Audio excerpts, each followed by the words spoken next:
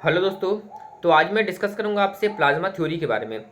Plasma theory होता क्या है, क्या इसका एडवांटेज है, क्या इसका डिसएडवांटेज है, गवर्नमेंट की क्या गाइडलाइंस है, और क्या प्लाज्मा थ्योरी इसके पहले यूज़ हुआ था, कभी नहीं हुआ था। ये सारे फैक्टर्स मैं क्या करूँगा, आपसे डिस्कस करूँगा। तो मैं आपको बताना चाहूँगा कि प्लाज्मा थ्योरी समझने के लिए आप सबसे पहले आपको क्या होगा, प्लाज्मा को समझना होगा।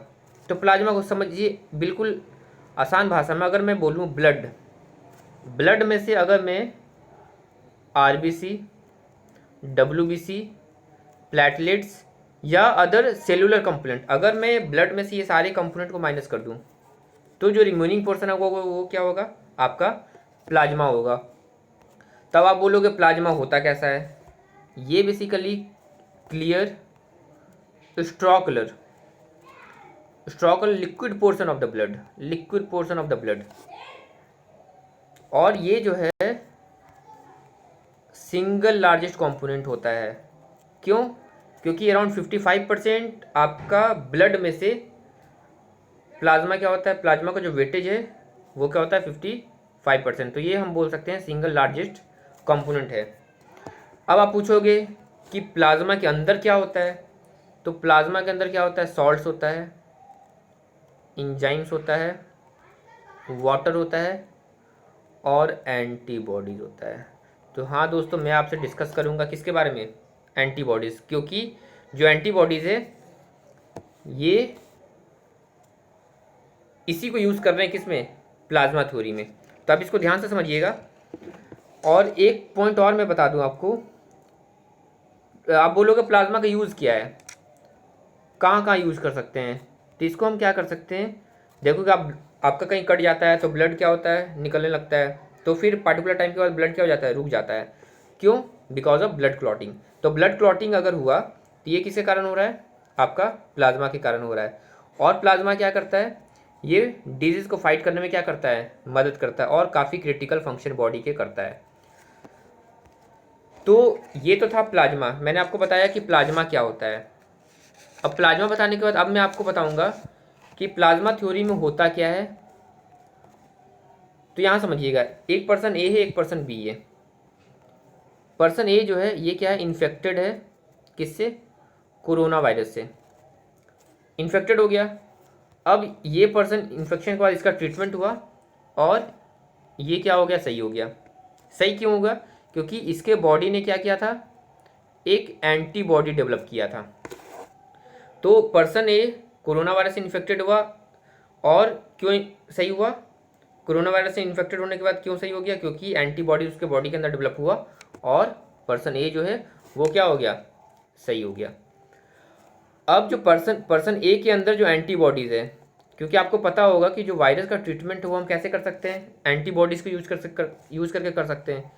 तो जो एंटीबॉडीज़ है, इस एंटीबॉडी को हम क्या करेंगे, बी के अंदर इन्फ्यूज़ करेंगे। तो इसी थ्योरी को हम क्या बोलते हैं, प्लाज्मा थ्योरी। मतलब ए पर्सन जो इन्फेक्टेड था कोरोना वायरस से, उसके एंटीबॉडीज़ को हमने लिया, बी के अंदर इंजेक्ट किया, और बी क्या हो सकता है, फिर बी के अंदर वो एंटीबॉडी डेवलप होगा और वो क्या करेगा, फाइट करेगा किससे, कोरोना वायरस से। तो आप देखेंगे ये बेसिकली एक रे ऑफ होप नज़र आ रहा है। अगर मैं देखूं, क्योंकि जितने भी कंट्री हैं, चाहे वो चाइना हो, चाहे वो यूएसए हो, चाहे वो अदर कंट्रीज़ हो, तो आप देखेंगे जितने भी साइंटिस्ट हैं, जितने भी रिसर्चर्स हैं, सारे लोग लगे हुए हैं इसके एंटीडोट को डेवलप करने के लिए। लेकिन अभी तक कोई भी एंटीडोट नहीं मिल पाया है। तो आप इससे इमेजिन कर सकते हैं कि ये एक रे ऑफ होप है, जो क्लिनिकल ट्रायल या साइंटिफिकली जब तक प्रूफ नहीं हो जाता है तब तक तो इसके बारे में कुछ नहीं कह सकते। लेकिन अगर साइंटिफिकली प्रूफ हो गया तो ये काफ़ी एक बड़ा टूल हो सकता है कोविड-19 जो पेशेंट्स हैं उनको, उनसे फाइट करने के लिए। तो अब आप समझिएगा कॉन्वेलेसेंट प्लाज्मा थ्योरी। तो जो ये थ्योरी है, इसको ब्रॉडली हम क्या करते हैं, कॉन्वेलेसेंट प्लाज्मा थ्योरी भी क्या बोलते हैं, इसको बोलते हैं। अब सपोज कीजिए जो पर्सन ए ने जो ब्लड डोनेट किया था, तभी तो एंटीबॉडीज निकाली उससे हम।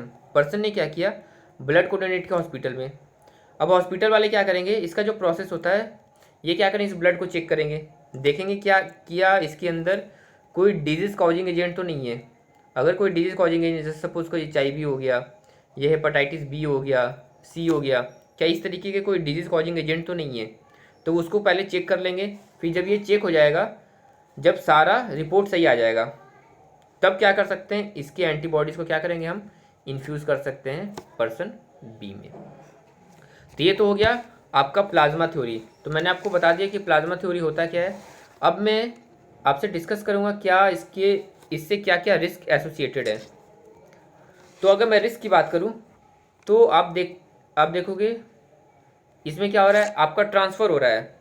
तो जब एंटीबॉडीज ट्रांसफ़र हो रहा है तो इससे क्या हो सकता है, ट्रांसफ़र ऑफ ब्लड इन्फ्यूजन, इससे क्या होता है, एक रिस्क जनरेट हो सकता है। क्यों? क्योंकि आपका जिस पर्सन के अंदर वो एंटीबॉडीज़ गया, तो वो जो एंटीबॉडीज़ है, वो एंटीबॉडी कोई ज़रूरी नहीं है वो क्या करे, फाइट करे, रादर वो क्या कर सकता है, रिस्क क्रिएट कर सकता है। सेकेंड पॉइंट, इम्यून के ऊपर क्या कर सकता है, इम्पैक्ट क्रिएट कर सकता है। क्योंकि जो कोविड-19 के पेशेंट्स हैं, तो इम्यून सिस्टम को ये क्या करेगा, सप्रेस कर देगा। तो जो कोविड-19 पेशेंट हैं वो क्या हो सकते हैं, दोबारा इन्फेक्टेड हो सकते हैं, मतलब वो वल्नरेबल हैं दोबारा इन्फेक्शन होने के लिए। नेक्स्ट आपका इन्हेंसमेंट ऑफ इन्फेक्शन, मतलब ये है कि आपने क्या किया, पर्सन बी के अंदर इंजेक्ट किया ताकि वो पर्सन क्या हो, ठीक हो जाए, लेकिन हुआ क्या, हुआ रिवर्स, उल्टा हो गया। इसका मतलब क्या है, इन्फेक्शन बढ़ने के चांसेस भी क्या हो सकते हैं। और ये जो सारा रिस्क है ये किसके थ्रू एक्सप्लेन किया गया, जॉन हॉपकिंस, ये क्या है, इम्यूनोलॉजिस्ट। तो इनके द्वारा ये सारे रिस्क जो हैं वो एक्सप्लेन किया गया है कि ये सारे रिस्क क्या हैं, एसोसिएटेड हैं प्लाज्मा थ्योरी से।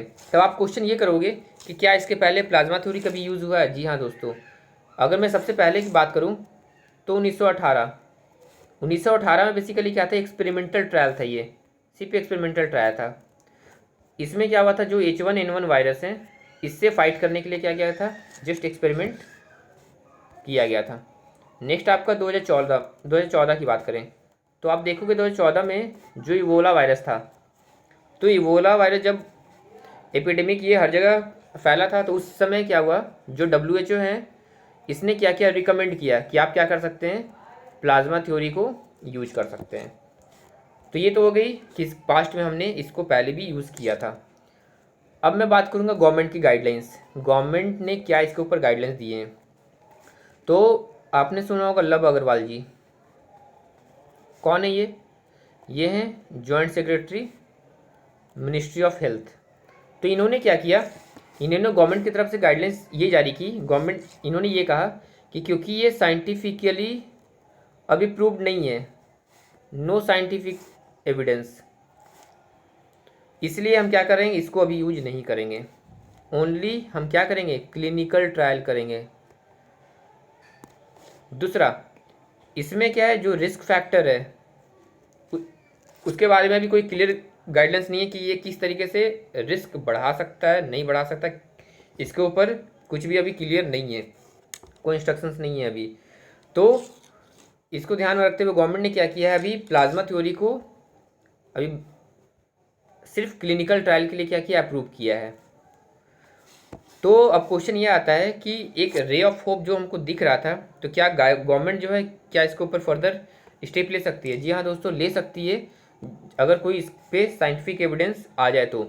अगर मैं बात करूँ गुजरात, दिल्ली, राजस्थान, कर्नाटका की, तो ये लोग क्या है, इन्होंने क्या किया, ICMR, Indian council of medical research, इनसे क्या किया है, रिक्वेस्ट किया है कि जो आपके कोविड-19 पेशेंट हैं, कोविड-19 जो क्रिटिकल पेशेंट हैं, क्रिटिकल इल पेशेंट हैं, तो उनके ऊपर ये प्लाज्मा थ्योरी यूज़ करने को परमिट किया जाए।